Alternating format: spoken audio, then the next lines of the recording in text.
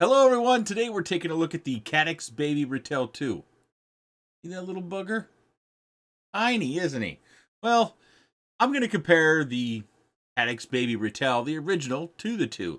There really isn't all that much of a difference. The Ratel 2, or the Baby Ratel 2, weighs 3.37 grams, and the original weighs 4.53 grams, so about a gram and a quarter difference.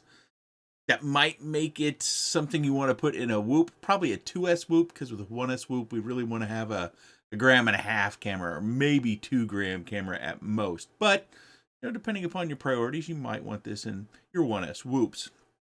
So let's jump straight into the footage. There's no difference between the camera settings. I went through them over and over and over again. Yes, it can do 4:3, it can do 16:9. You can change various camera settings as far as the color, the saturation, the brightness. It has color mode, black and white mode, auto mode.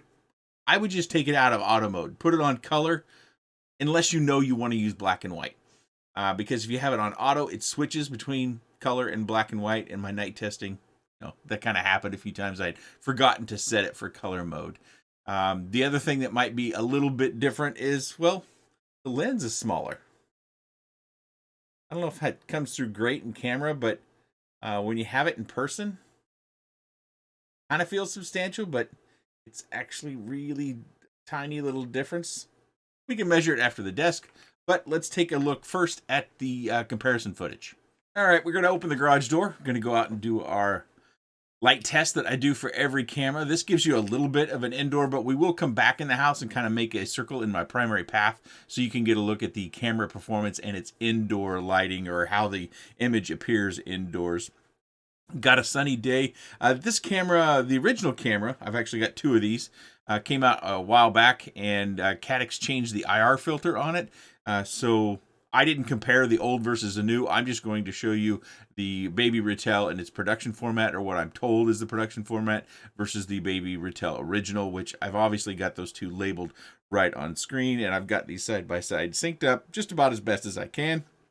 And we've done our light test, and we do have a little fun by swinging the orange cloth. Yes, I'd left my blue cloth down in the basement, so I just grabbed a wash rag from the kitchen there. We'll pan around and we'll take a look at everything, and you may need to slow down the video in order to be able to diagnose the image to see what you think. If you want to know my opinion, I can't tell a difference. So if you can't tell a difference, I don't know what to tell you other than you can save some weight. And with its slightly smaller dimensions and lower weight, that may mean that you might be less prone to damaging the camera. Just because, inertia with weight and physical dimensions mean if you center something, maybe it misses the camera lens because it's slightly smaller. It's not much smaller. We'll measure it back at the desk, though. I actually lost my note on that. I'd done that previously, but now I can't find my notes. Probably got mixed up in my work notes as well. We will have a flight coming up shortly after we kind of walk around and we give you a number of different views.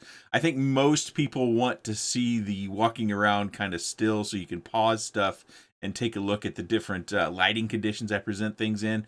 We will wrap up with a flight, though.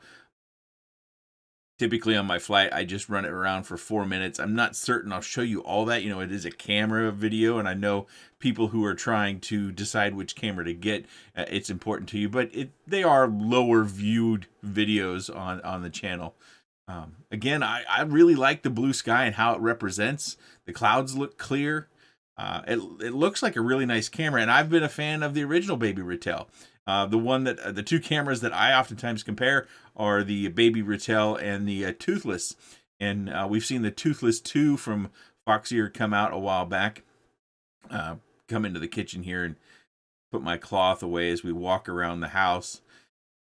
So the Toothless and the Ratel are kind of the 2 premier cameras, at least in my opinion. And now we have the Baby Ratel 2, which has its, of course, lower weight and smaller dimensions. Just doing a little bit of a light test here for you with the lights on and off. So you can, again, get a feel for it if you happen to use it in an indoor quad. Maybe you fly a quad in a large indoor space, and this helps you in some way. Maybe you have an armory or a gym, or maybe you're putting this on some sort of Cinewhoop or Cinewhoop, and you just want to see how it handles light in varying conditions because you're using a secondary camera for your high definition recording. After we get done with this little path around the house, we are going to go outside. This is the part where I go in the basement. Those wavy lines there, that's from the LED light there hanging in the hallway. We have LED lights in the basement all over the place, but that one in the hallway seems to be running at a different hertz level, because you'll notice as I turn these other lights on and off, that those lights don't flicker, and those are LED lights as well. So got a little bit of a difference there between the frequency those lights are refreshing at. So that is causing the wavy lines you see there in the hallway light. This also gives you kind of an aspect ratio and straight lines. So you can see they both, to my eye, as far as the bending or the curving, it looked to be the same. If you go back to that stairway view, you can kind of see that the area comes down along the stairway on how that kind of bends into the camera view there a little bit. This is our nighttime footage. Probably didn't know that as I opened up the door. It looked just like the daytime footage. We have quite a few lights that we added to the kitchen years ago. But nighttime footage is something that most people do want to see, or at least some people want to see. You want to see if it's flyable at night. For those that aren't familiar with our neighborhood, we have a very dark neighborhood. We do have our house lights on, and we did get some new house lights. They're much better, and they're also LEDs. You know, you replace pretty much all lighting with LED lighting anymore, don't you?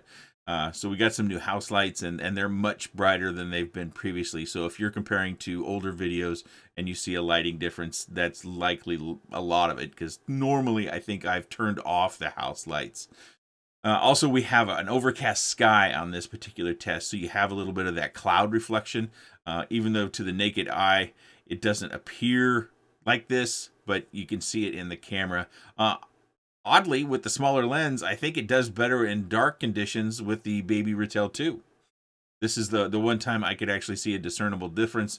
Hopefully you see it as well. I'm not misreading that. So I think depending upon your lighting situation, I think it's definitely flyable outside. I would fly this on our neighborhood, provided, you know, I'm flying safely. I'm not following the walking path in the summer, because we do have people in warmer months that do tend to walk at night, especially in the thick of summer, you know, July and August, when it's really hot during the day. We're going to go down here farther away from the house just to get away from the lighting a little bit, to get another view of the lighting. So I don't know if this is the same sensor or not. I kind of presume it is, and it's just a different lens and housing, because again, all the settings on the back end are all the same. I walked through every bit of them, but the lighting, especially for dark, is better for the Ratel 2. So I know I've said it once before. If that's important to you, it may be something you want to note. I think that's a fair bit of footage. Hopefully you agree. Let's jump into our flight footage so that we can head back to the desk and we can measure that lens for you and wrap up. Taking off. Midday flight. I think this was somewhere around noon, if I recall correctly. I don't have my field audio camera out, so I didn't holler out the date. I can't note that for you, but I do know it was fairly recent, because we have had a lot of rain, and you can see there's some rainwater still out in the road. But with rain comes clouds typically, and we don't have too many clouds. The nighttime footage that I showed was during the rainy time. We had 3 or 4 days where it was really consistently raining. You know, one of those rains that would be real consistent all day, but not very heavy. And then maybe you would get a 3 or 4 hour reprieve, and then you would have like a thunderstorm roll through during the middle of the night. One night it got kind of sporty, you know, where there was some rumbling, and our youngest got a little bit upset at the noise outside. She doesn't care for that sort of thing. So she spent a lot of time coming into our room and reassuring her that it's just a storm. You know, I've lived a long time. I've been through a lot of storms. We're safe. It's okay. It's just something to get used to. It happens this time of year. You know, just reassuring her that everything's all right. You're going to be fine. We're all going to be fine. We've got a good, sturdy house. Nothing to worry about. Got to see our red truck there a little bit, and we'll take a closer look at that red truck. Looks pretty true as far as the red to me. For those that, again, aren't familiar with the camera reviews, we tend to look at the red truck because that's one of the colors on some cameras that tends to pop or blow out a little bit. Maybe it's overly red or oversaturated, but this looks pretty true to my eye. Of course, our grass this time of year isn't all that green. There is some grass around, but it's just not, it doesn't have enough sun and moisture yet to get real green, but that should be coming relatively soon. We're getting here deeper into March, and and April it should start to green up. Unfortunately, we put our seed down, and then the service that we have for spraying the yard to keeping the weeds down, they came and sprayed pre-emergent. So the seed we put down, even if it does grow, it's not going to come back next year. So that kind of stinks. I had called them and told them to hold off spraying for a couple more weeks, but something happened there between the phone call and the person who actually does the spraying. We got sprayed. I noticed. The only reason I know is because they stick one of those little flags in your yard to let stay off the lawn for 24 hours or don't water it for 24 hours, whatever that tag says from the company. And I tell you, it stinks. It's another expense, but I tried for years. In our area, crabgrass is really bad. And for years, I tried to keep the crabgrass at bay just to my own tools of going out to the hardware stores and buying pre-emergents and various products. And it just doesn't work as well as the stuff that these lawn care services have.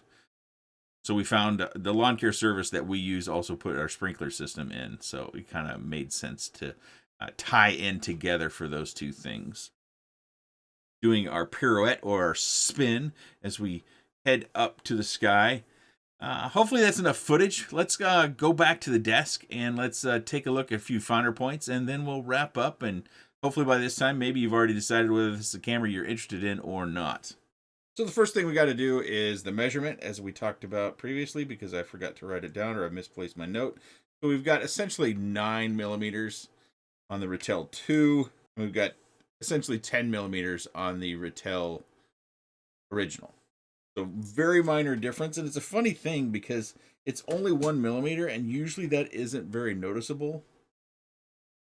Maybe you saw it earlier, but when you look at it, it looks like it should be more than 1 millimeter. It looks like it should be 2.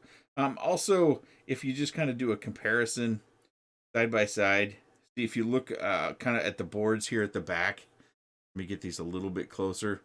Everything looks the same. This one's got wires. This one's got connectors.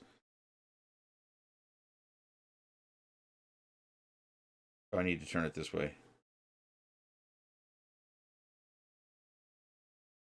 So I don't know if it's a different sensor or not. Again, this one is 1.25 grams lighter. Maybe if you're a racer or if you're someone who wants to maximize the weight difference you might have over your competition, this might be a viable option for you as well.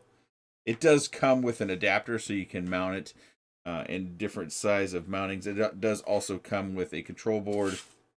It's got wires. It's got a little hex cube, or the green and black go to this control board, and then the yellow, red, and black, that is for your connection to your flight controller or VTX, depending upon how you're running it. Then we've got a few screws, and it comes with this little tiny clear lens cap. So the last thing on this little guy is the price point, and this is fairly interesting because Banggood has it at almost $34, and Pyro Drones got it for $25.90, and also on FPV Crate, I see it for $25.90 as well. So at $25.90, that seems like it's about $10 less than the original. So that seems like an awful good deal. I'll put links to where I can find this down in the video description. Let me know what you think of the camera. Were there visual differences? I'm not great at noticing these things, and so I can sometimes see them when you tell me about them. But one of the things I try to do is just show it to you, and then you decide for yourself whether it's a camera for you or not. But if you did notice something, I'd be very curious to hear. Maybe I can tune my eyes to what you type down in the comment section below.